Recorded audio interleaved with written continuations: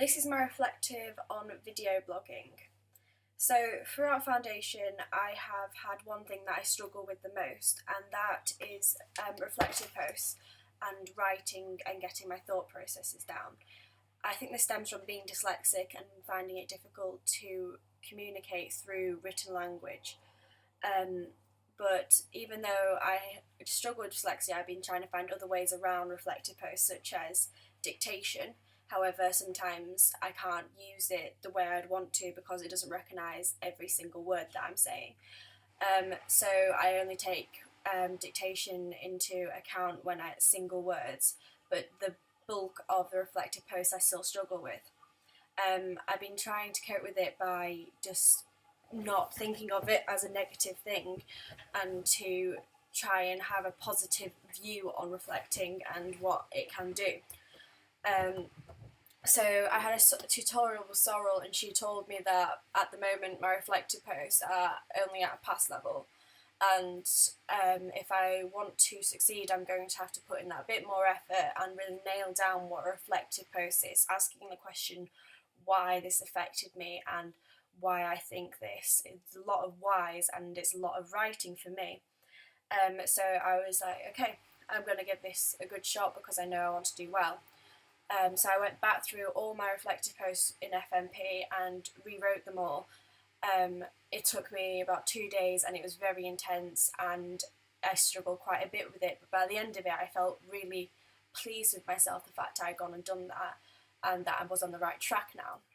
So I went back to Sorrel and presented my new reflective post, and she said to me that yes, they're okay, that works, however they feel very forced. And when she said forced, I was quite confused about how it felt forced, and she was like, it's because it feels like you really had to drive it out of you. It should be a natural flowing process.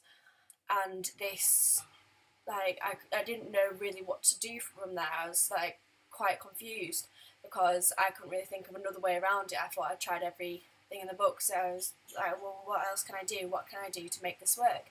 And she was like, well, why don't you try video blogging? And at first I was a bit not quite sure about video blogging because of I don't like the idea really of sitting in front of the camera and just talking. But I thought, well, this could help me, so I'm going to give it a go.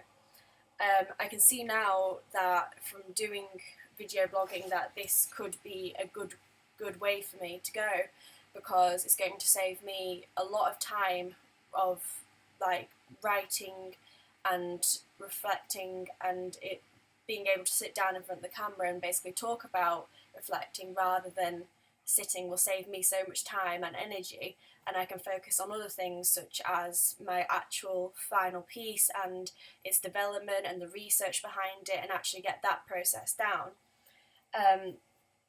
I think this has helped me improve as a creative person, because when you're a creative person you have to generally think outside the box. That's how creative people run. It's thinking about new solutions, new ways of doing things, and especially with things that you struggle with, it's great to think of other ways around it and to be able to think of new solutions. So I think this could be a good thing for me, and I am going to give it a good go.